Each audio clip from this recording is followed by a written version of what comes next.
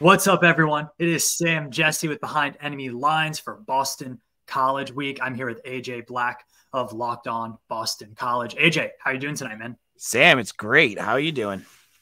I'm doing well. I have to ask, who is the dog in your picture? That's my dog, Harper.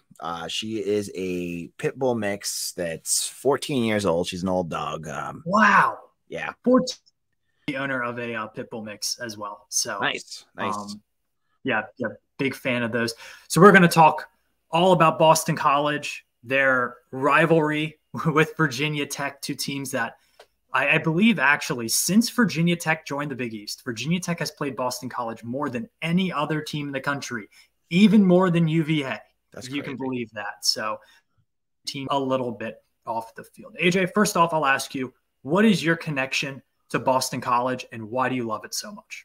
So I have a long connection with BC. I graduated there. I got my master's there. I was Matt Ryan's RA at one point. That's um, pretty cool. and Jared Dudley. So I've had some pretty famous people that lived in my building. I ended up working there after I got out of grad school. I got married there. I was a until I had kids, I was a season ticket holder for forever and had tailgates and all that good stuff. And then I turned my love of BC into like my side hustle. This is I obviously have another career, but this is what I enjoy doing. I love BC sports so much, which is crazy living in a town like Boston. I lived in here during, multiple Super Bowls, multiple World Series, all the, everyone knows that, right? But I still rooted for the team that was, 2-10 and some really lean years. And now I cover it and it's, I don't know. It's an ability for me to express my passion in a way that finds other fans that feel the same way. And at a school like BC, where there isn't a lot of people that cover it the way I do. And I mean, I'm like the only podcast out there that does this daily. Other people try it and they give up after like 3 weeks. It's just my niche. It's like something I've done this for years now. And I still feel passionate doing the work that I do. I was going to ask when I was driving home from work, I was thinking about like, all right, what are questions like Boston specific? And I just think of Boston as so much of a pro sports town, and not Yep. just pro sports, but some of the biggest brands in professional sports in the world, like the New England Patriots, the Boston Celtics, even the Bruins. And in there, you have one school that's one of a large handful of small private schools in Boston. Boston carve its way, or Boston College, excuse me, carve its way in the Boston sports landscape because it is a very, very crowded field.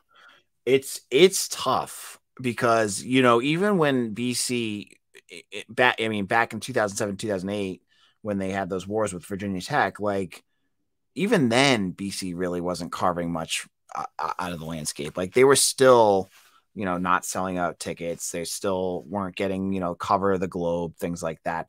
It's got to go back to winning.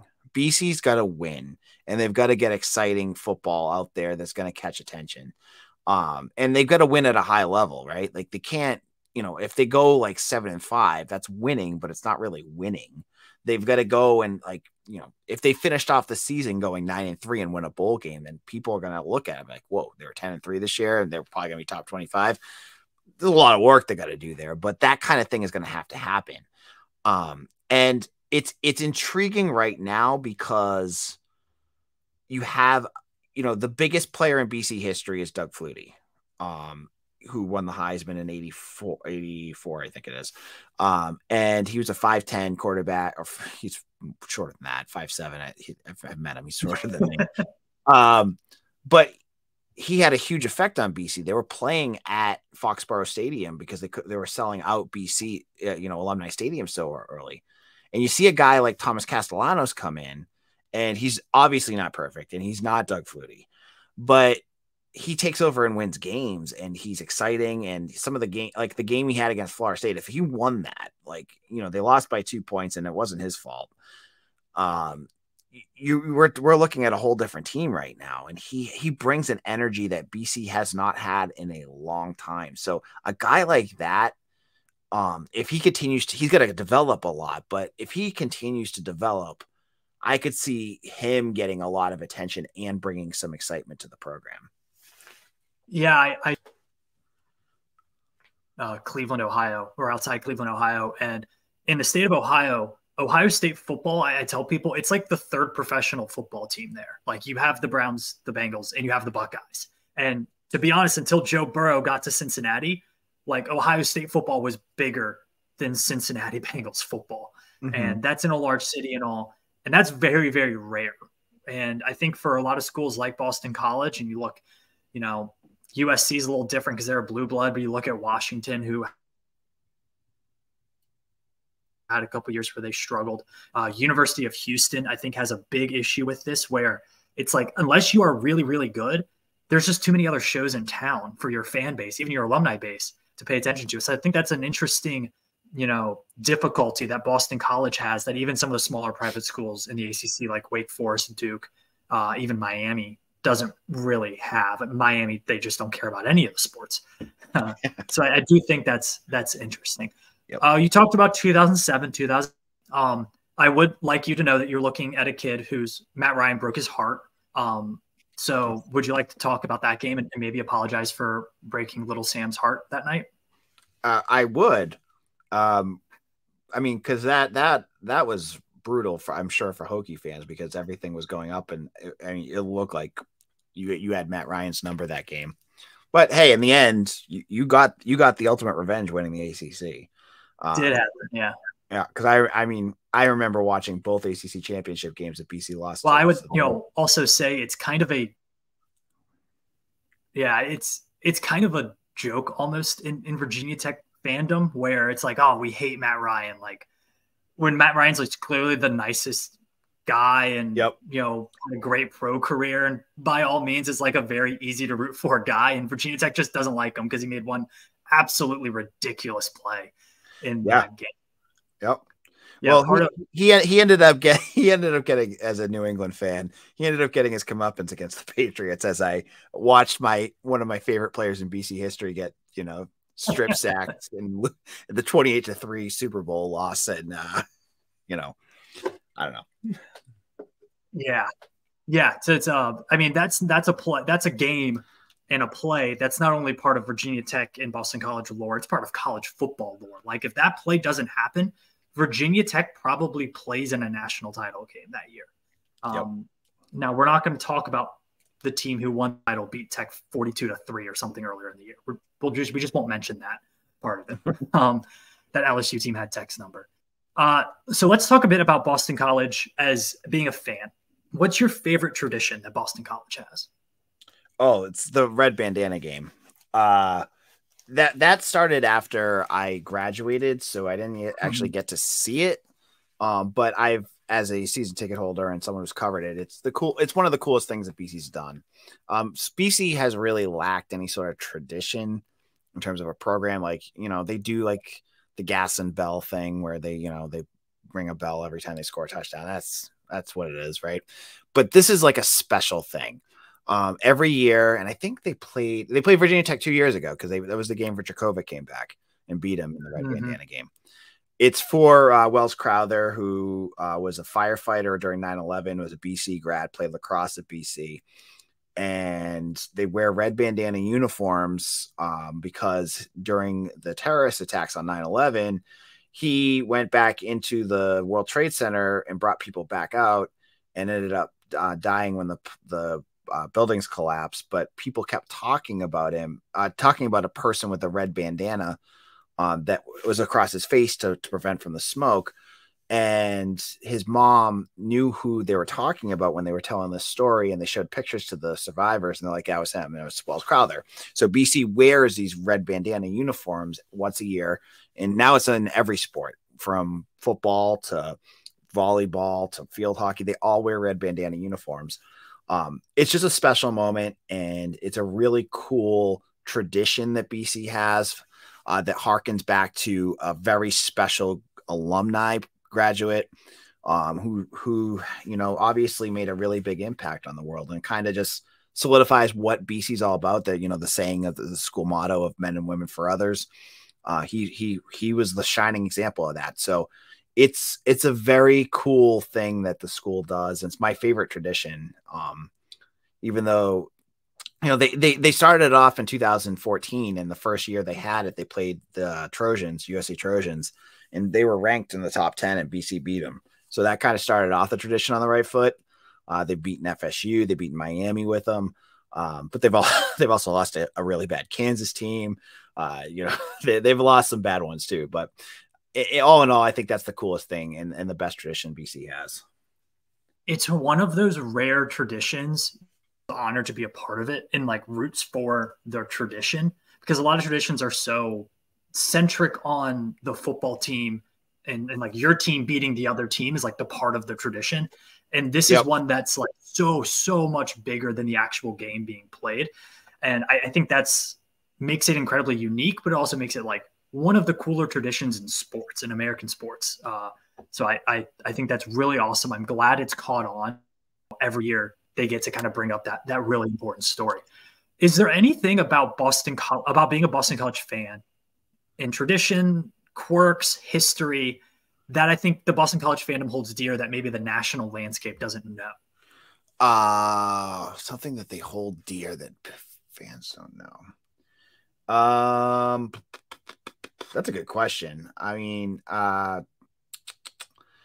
so I think back to every fan base has their tailgaters, right? And your tailgaters, start early and end late. And at BC, if you ever want to get, this is also for fans that are traveling. If you have anyone going to this game, I get this message all the time from just random fan bases. Hey, how's the tailgating situation there? It's great, but BC fans have to pay out the nose to tailgate there. When I used to tailgate, I had a spot outside one of the parking garages where I could grill and do all that good stuff. But it was like $1,500 a year. It was so crazy. It's gone up since then. So, I know BC fans don't get a lot of respect for their fandom compared to, some of the other like crazier schools and even within the ACC. But the fans that do that are so dedicated that they're willing to give up a vacation basically to pay to tailgate. I did for years, and I would have done it again. If I didn't have 2 kids right now, I'd do it. But that just shows that the people that do it, and they're packed. The lots are packed every single time with fans that will pay to do it. It sucks on one hand because you don't want to spend that money, but it does show some dedication from the fan base that really wants to be there. Yeah, I've been to a game. I believe it was the 2017 game, Virginia Tech at Boston College. I went up with my dad. It was really interesting. I've been to a good amount of away games. I've never been to one like that where we like parked at the New Balance headquarters and took a literal school bus that dropped us off like on the edge of campus. And then you just walk in. So it was a very, very interesting game day experience. I actually kind of enjoyed it. It makes it very worry-free from it. Like you go and park in this massive parking garage, you take a bus, it drops you right off. You walk through a gorgeous campus and you walk right up to your seat. Since you've been there, they've done some things too that have made it nicer for fans that don't tailgate. So like you'd go and park at New Balance if you were to come. They have like beer trucks on campus and food trucks and stuff like that. So it's and like bands playing. So they've amped up the on campus entertainment and the ability for fans to just come on and just go, So it is a different feel, and it's changed a lot, and they're still building and adding to that experience, because for a long time, if you weren't a tailgater, getting on campus for some fans, like they used to, I mean, the New Balance New Balance building that you're talking about is like 1.5 miles away, or not. I mean, maybe a little bit more than that. They used to have, used to be taking school buses from like 15, 20 minutes away. It was so bad, but they've changed that. So it's been a nice addition.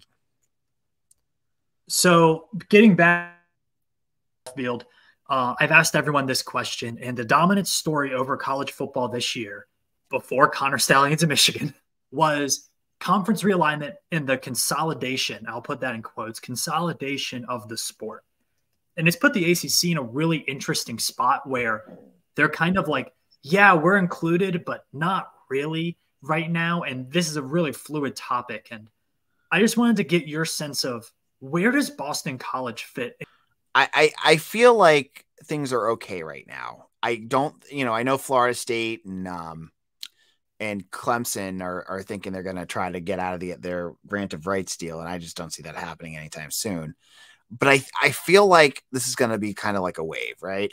Right now, you're seeing like these big super conferences that are being built, but you're also seeing at the same time media rights deals are starting to taper a little bit, where you saw ESPN saying no to the SEC for more conference games because they don't want to spend that money. At some point between now and when I think the Big Ten's deal ends in 2030, I think you're going to see some of these bigger conferences break away again. And I think like you'll see, and it could still be super conferences, but teams like, I look at the Big Ten, right? Teams like Rutgers, Indiana, Purdue, they're not going to fit the mold of what Michigan, Oregon, USC are doing. And I feel like the media companies are going to start paring those away. So you're going to get more conferences again. And it's all going to be cyclical. It's not going to, we're not going to end up with this like end product of like, these two big conferences and that's it. That's all that matters. I think it's going to be something different. And yeah, probably Florida State and Clemson will be gone by that point. But I think that in itself, you're going to see the ACC still survive because, as you said with Virginia Tech, right? Like these other conferences are not going to take on many of the teams that are in the Atlantic Coast Conference, like teams like NC State, Pitt, Syracuse, BC, even Virginia Tech. I just don't see it. Like none of these schools offer a ton that they're going to want to just jump for. So the ACC will survive. It's just going to be a different version of the ACC. And honestly, like I think the other big thing that is going to happen is I think the Big 12 will start to pare away some of the teams too. And you could see in a couple years, like West Virginia joining. And then it's like, we're back to where we were with the Big East again, right? Like, West Virginia and some of these other schools, but with the addition of some Western stuff. So it's all, I'm not as doom and gloom. I know in deep down of like, they went to 2 super conferences and everyone else was like thrown to the wolves. BC's screwed. They're not in a good spot there, but I just don't see it. I think that things are in better shape than people think they are. Yeah, I don't see the premiership of college football. I don't see that being one, a viable business for the TV execs, and 2, I don't see it being viable for the sport because, what makes the sport what it is that there's so much diversity and there's upsets. Yep. Out of nowhere. Like that's what makes college football the product that it is. And you're not going to get that if you consolidate it to 30, even 40 teams. I also think you're right. We might get to a point where we are like, well, this conference is a little big. What if we just took the teams in the, mid-Atlantic and Northeast, and why don't we put them together? And then the teams in the Southeast go together, the teams in the Midwest, and then the teams in the, like, we're going to end up getting back to regions pretty much. Like this is water is going to find its level. And, I just hope in the intermediary, the 12-team playoff, I think is going to be great for the sport. I hope we continue to see how important, Tulane being really good at football is, how important the Mountain West is, how important Oregon State having back-to-back really good seasons is. So that's my hope for it. I think the Hokies will be fine. I think the Eagles, I'm just worried about winning on Saturdays. Exactly. Totally agree with you there. Yeah. So let's talk about winning on Saturdays. Boston College, 6-3. First off, I'll ask, did you expect to be 6-3 heading into this game? No. Okay. I didn't think you did. As someone who's done a daily podcast, the tenor of my podcast from after the Louisville game, I think that was the 3rd loss. They've won everything since. Compared to now is very different. I mean, even Jeff Hafley has mentioned it. Like after they lost 48-28, I think it was to Louisville, but I mean, their defense was awful in that game. it felt like we're just treading water to get to the end of the year, and Halfley was gone. It just felt, going into the season, we knew that if they didn't make a bowl, that he was done. And he's not only has he done it, he if BC keeps winning, and Virginia Tech, it's a, if you look at the line, it's pretty even. Pitt's bad, and Miami's falling apart. There's a potential BC could win 8 or 9 games this season, which is incredible given they started the season losing to NIU. Yeah. It's quite the turnaround, and you've seen the turnaround happen because of 2 big reasons. First of all, what they've done with their offensive line compared to what happened last year, and it was a horror show at Lane Stadium last year, just the way they played. But BC had no offensive line last year. They had all, the 5 guys leave or get hurt. They had all their backups get hurt. Like, they were playing walk-ons, converted defensive linemen. They were dead last in rushing yards, last in the country, and not even close if you look at the stats. And this year, they're 10th in the country in rushing yards because their offensive line has been really good.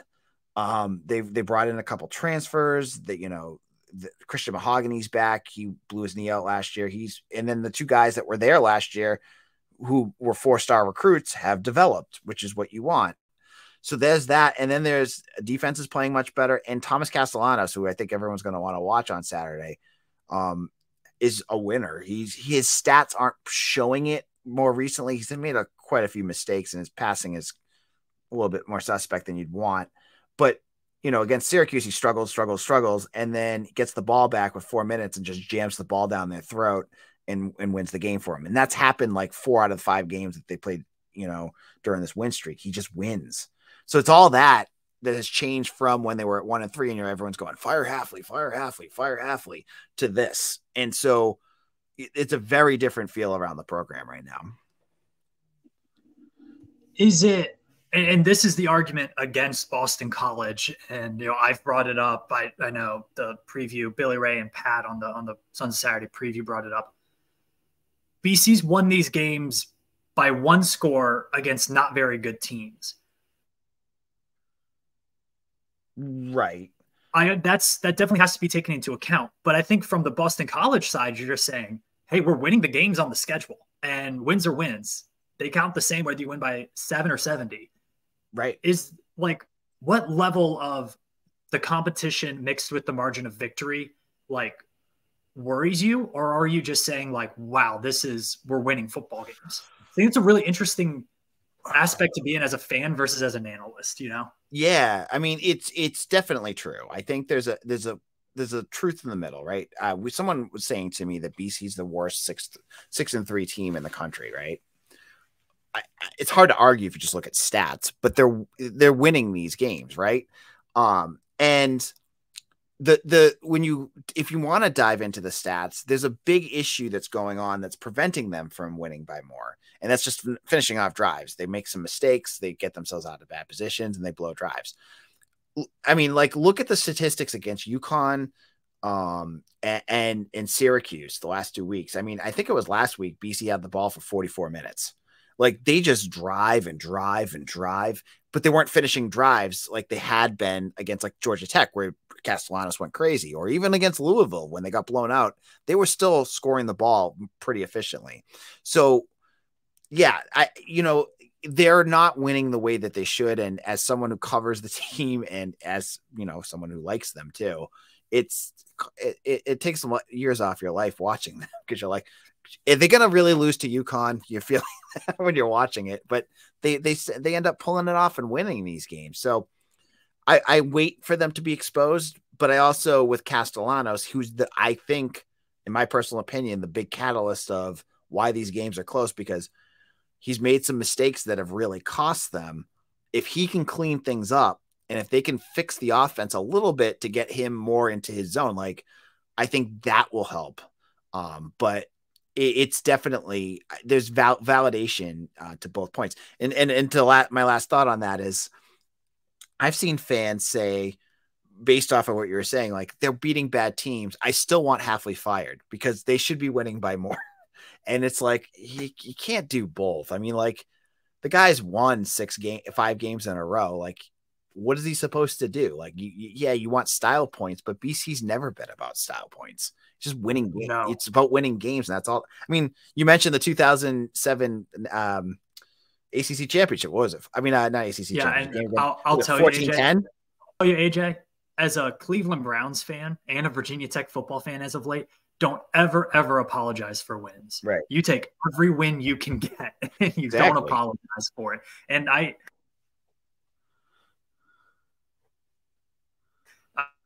a very good team. I personally don't think so. I haven't seen it, but 6-3, it's a big improvement from last year. I mean, last year's team for BC is probably 3-6 right now. Totally. You know, so there is improvement, and I think it'll be an interesting end to the season. As for the game on Saturday, Boston College is pretty beat up. There are some injuries in the running back room, but Castellanos, how is he doing? Because he's taken a lot of hits this season. Well, Hafley today said that he's healthy. The way he's played and the way that they've schemed him, I tend to think that he is a little banged up. You know, when you look back at the beginning of his run, the games against Florida State, Louisville, Georgia Tech, you know, he would go back to pass, not first reads, not there, tuck it, run, and he'd get like 10 yards every time. Or, you know, he'd make big plays. Now they have him standing back there, which I'm not a big fan of. The guy's 5'10", and he's, you know, a little guy. But he's a little bit more hesitant than I've noticed in terms of tucking it and running it until the last drive of the game, when he just does that and just wins the game for you. But he should be healthy, but I still think he's a little banged up. And the running back room is I think, the biggest injury concern too, because Pat Gawa went into the season as their starting running back. He's out for the year with some injury. We don't know what it is because staff never tells us. Then Kai Robichaux, who is a transfer from Western Kentucky, he's been the starting running back for most of the year. He got blasted last week by Alex Barron of Syracuse and fumbled it. But I mean, it was not targeting. I give him credit for that, but he just got blasted. It was a big hit. Yeah. But Hafley said today that he expects him to be back. So I'm guessing it was a concussion. Usually it's like 8 days. So they played on Friday. He should be good to go. And then Alex Broom, who also missed last week, he should be good to go. Again, I take everything Hafley says on terms of injuries with a grain of salt, because he usually just says everyone's hopeful, and that could mean they're out for the season or they could be ready to play. I have, as someone who goes to, you know, a lot of press conferences, talks to him, he's so guarded with that stuff. I don't have a clue what he's talking about because it's not clear, but it sounds like that. That's the big, you know, other than that, you lost your starting tight end, George Takis, but he isn't, I mean, other than pass blocking, he hasn't been really good. Ryan O'Keefe was fine, but they've got another bunch of wide receivers who can do what he does. I think they're healthy other than that running back room. The running back room to me is the big one to watch for. That's interesting. I know last week, Virginia Tech fans, there was a lot of news that Louisville had some injuries. That news wasn't totally accurate once game time happened, and I don't think it really mattered, to be quite honest with you. So we'll get into real quick kind of predictions for this game. For Virginia Tech, it's step one is getting off the bus. This team has been horrific in road games under Brent Pry. They're 1-9 in Brent Pry's 10 road games. They didn't show up to start against Florida State. It's a very good Florida State team. They never were in the game against Louisville. And quite frankly, they mentally did not look engaged. They did not look ready to play. Now you're going to a long road trip to Boston College. You're a tired team. I think if Boston College wins this game, no disrespect to the players for Boston College, I think it would be more because Virginia Tech wasn't ready to play when the whistle blew, because that seems to be the biggest issue with this team over the past 2 seasons is road games and getting ready to play. On the other side of that, if Tech comes ready to play, I think they match up really well with Boston College, because the 2 teams Virginia Tech has played that are, I wouldn't say one-dimensional, but they rely heavily on the quarterback making a lot of plays. That's Wake Forest and Syracuse.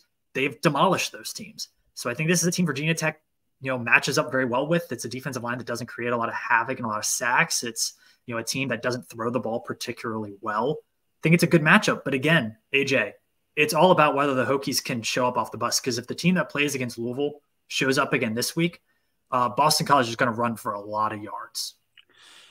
Yeah, I mean, the one thing I want to what I want to watch too is the defensive line of Virginia Tech against BC's offensive line. As I mentioned, BC's offensive line has been really good this year. And if Virginia Tech is, as you said, not engaged, that they're going to be in for a long game because BC can just drag out long drives that are just going to. They basically make, I think I saw a stat today. BC in the fourth quarter has outscored opponents 79-14 or something like that. So like they're a fourth quarter team. They just blow away teams at the end because they just grind it out and wear you down. I worry a guy like Bashal Tutin. I look at him and I say, that's a guy reminds me a little bit of Jawar Jordan of Louisville in terms of just explosiveness. And Jordan had a real big game against BC. Will BC's defense continue the upward momentum that they have? Because they played really well. But again, if you watch the Syracuse game last week, they let up 2 big explosive runs. That kind of stuff they can't do. The margin of wins are so small right now for BC in these games. They've got to be able to put things away.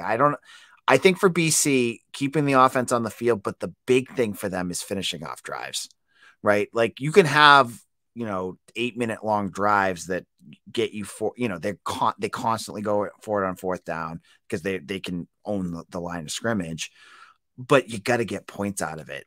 If they can get points, I feel like they're going to hang into this game and potentially win it. But if they continue to like leave drives bare without those points, that's going to be a big issue for the Eagles. I could say the same thing for Virginia Tech. The red zone offense has not been good this year. There have been a lot of field goals. A lot of times where they march right down the field, they get in the red zone and they hand the ball off 3 times. They gain 4 yards and they kick a field goal. So they've got to figure out something in the red zone. Virginia Tech does, not only for this game, but going forward. If we're going to do a quick prediction up at about 35 minutes, I can't believe I'm saying this, how Virginia Tech has played on the road and they're playing at Boston College. I feel really good about this game for Virginia Tech because I like the matchups. I told the guys today, 27-13 Virginia Tech. I think Tech just makes a few more big plays and is able to – they've been really good against one-dimensional teams, and if you can make Boston College throw, they haven't been a very good throwing team in obvious throwing downs this year, one of the worst in the ACC. Tech can get them into those situations. The pass defense is very, very good. My one caveat is there's also a world where Boston College runs all over Virginia Tech. That is a very real possibility. Yeah. I mean, we one of the biggest running jokes on my podcast when I have my co-host Mitchell Wolf of Eagle Insider on with me, we've said over and over that every BC game feels like Doctor Strange and the Infinity Wars, where there's a million different outcomes. Which one's going to be the one? It just feels like that for every BC game. Like there could be a BC blowout. They could play poorly and get blown out. They could be close. They could lose close. It's like, what's going to happen? It's so hard to tell with this team. That being said, I look at statistics and yeah, you're right. Like Virginia Tech may have some edges here. I don't think BC is they're one-sided at one point, but like, they have the talent to throw the ball when they need to. Castellanos is thrown for 1,800 yards this year. If he can be accurate, he can be a big problem. He's hit a rough patch though in his passing game. So that's something that I want to watch. I look to the defense for BC, and I look at a guy like Elijah Jones. I think he's one that I really want to watch against Chiron Drones, who has had his moments, but Elijah Jones is one of the leading defenders in the country right now in terms of interceptions, pass defense. He's allowed 4 receptions for 24 yards over his last 4 games, and he's playing against top wide receivers at each time he goes out there. So he got bullied a lot last year, and I'm sure if you looked at the Virginia Tech film, he probably got bullied there too. But he's grown quite a bit. So I'm looking for the defense. If they can make a turnover or two like they did against Syracuse and add that ability to capitalize, that could be a big game. It's going to be a lot of emotion for BC this game. They're really pumped to be back on campus, and the fans are starting to get behind them. So Alumni Stadium can be quiet at times. I don't expect that to be that way on Saturday.